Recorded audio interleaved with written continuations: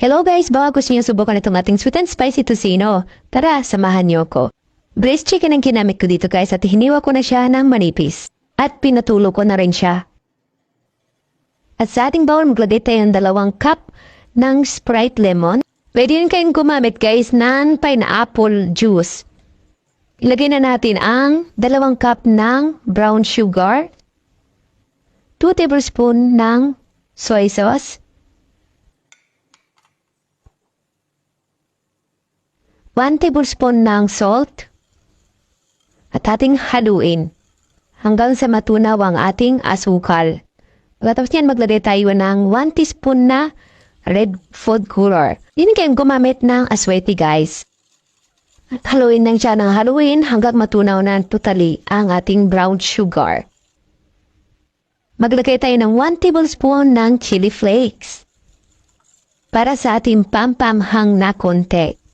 At ayan na nga guys, tunaw na ang ating asukal. Isunod natin ilagay isa-isa ang ating hiniwa na manok. Gawa ng tocino guys, pwede nigay kumamit ng chicken thigh. Tanggalin niya na ang buto at hiwain ng manipis. I-press lang natin ang ating mga hiniwang manok para magkakulay. At ating haluin konti para lahat ay pantay. Pagkatapos niyan, takpan na natin siya ng cling wrap. Pwede nyo rin siya guys ilagay sa ziplock. Pagkatapos yan ilagay sa refrigerator. Huwag nyo ilagay sa freezer At ayan na, tapos lang guys.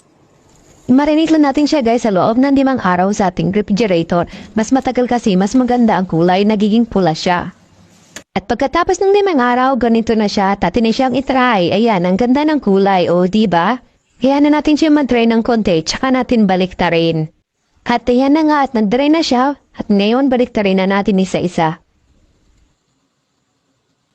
Add na tayo ng mantika ngayon kasi dry na siya. Huwag nating na masyadong damihan na ang ating mantika guys ha. Katamtaman lang. At huwag din malakas ang apoy para hindi masunog. At ayan na guys, malapit na siyang maluto. Kunting tiis na lang at makakain na rin tayo. At ito na ang ating tocino. O diba masarap siya guys? Masarap siya talaga, promise. At ito na nga guys, hindi ko na talaga pinatagal at atinang mahusgahan ang ating tocino. Naghiwa ko ng kamatis, sibuyas, nilagyan ko ng alamang. At saka, ito na, kakain na tayo. O diba? Yummy!